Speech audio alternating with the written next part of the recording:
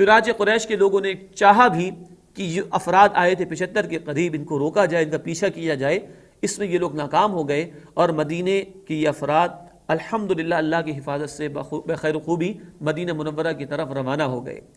اب جو ہے قریش کو اور غصہ آیا کہ یوں کچھ لوگ پہلے ہجرت حبشہ کر گئے تھے، اب یہ مدینے سے لوگ آ کر قبول کر کے جا رہے ہیں، پہلے بات مکے تک محدود تھی، اب یہ مکے سے باہر بات نکل گئی ہے، تو ہم کیا پورے عرب سے ٹکر لینے جا رہے ہیں، یا پورے عرب کے اندر ہمارے عقائد کے خلاف بات ہونے جا رہی ہے؟ یہ تشویشناک صورتحال تھی جو پیدا ہوئی ہے قریش مکہ کے سرداروں کے درمیان۔ چنانچہ اب انہوں نے اور زیادہ سخت اقدامات کرنے کی کوشش کی ہے۔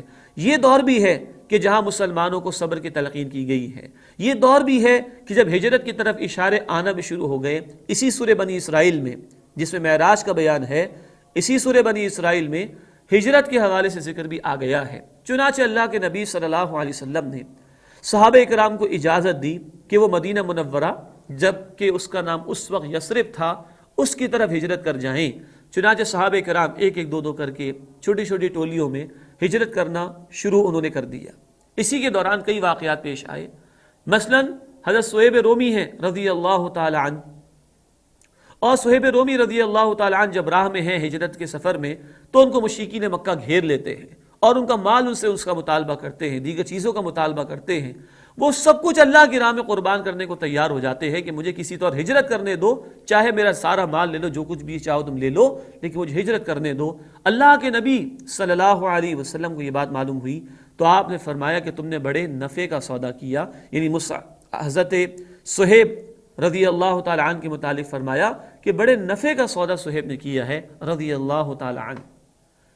غور فرمائیے، کیا آج ہم تیار ہیں اللہ کی راہ میں گھر بار کو چھوڑنے کے لیے، اپنے کیریئرز کو چھوڑنے کے لیے، اپنا مال قربان کرنے کے لیے؟ جب تک یہ نہ ہو اللہ کے رسول کی سیرت سمجھ نہیں آ سکتی، جب تک یہ نہ ہو اللہ کے رسول صلی اللہ علیہ وسلم کی محبت کا دعویٰ صحیح قرار نہیں پا سکتا۔ کیا ہم تیار ہیں؟ غور کیجئے گا اس بات کے اوپر۔ اب جب اللہ کے رسول صلی اللہ علیہ وسلم کی اجازت سے صحابہ کرام رضی اللہ عنہم اجمعین نے ہجرت کرنا شروع کی، تو کثرت کے ساتھ مسلمان ہجرت کر رہے ہیں، اور کچھ ہی تعداد ہے جو مکہ مکرمہ میں مسلمانوں کی باقی رہتی ہے۔ چند کمزوروں کا معاملہ تو ہو سکتا ہے کہ جو ہجرت کرنے کے لیے کوئی اسباب نہ پاتے ہوں، لیکن کافی مسلمان جب جانا شروع ہوئے تو مشرکین مکہ کے کان کھڑے ہو گئے، اور اب انہوں نے ایک انتہائی شدید اقدام کرنے کا ارادہ کیا۔ اور وہ شدید اقدام کیا تھا؟ وہ رسول اکرم صلی اللہ علیہ وسلم کو معاذ اللہ شہید کرنے کا ناپاک منصوبہ تھا۔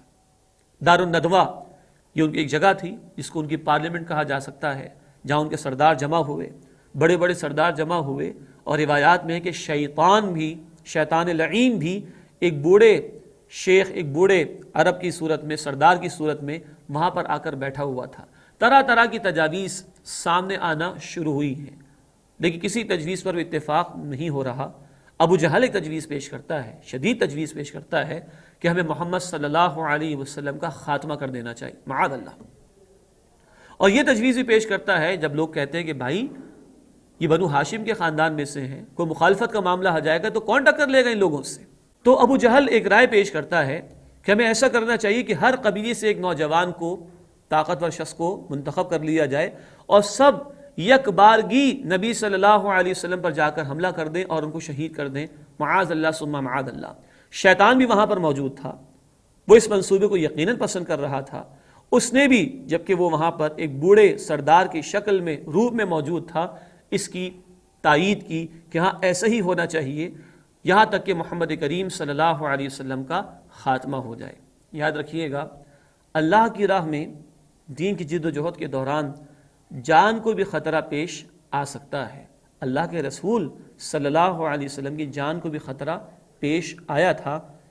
غور فرمائیے گا، کیا اللہ کے رسول کی جان زیادہ قیمتی تھی یا میری اور آپ کی جان زیادہ قیمتی ہے؟ یہ منصوبہ طے ہوتا ہے، اور ایک رات جو کہ ہجرت کی رات ہے، اللہ کے رسول صلی اللہ علیہ وسلم کے مکان کا گھیراؤ کیا جاتا ہے۔ تاریک رات ہے، اللہ کے نبی صلی اللہ علیہ وسلم کو اللہ رب العزت نے مطلع فرما دیا ہے۔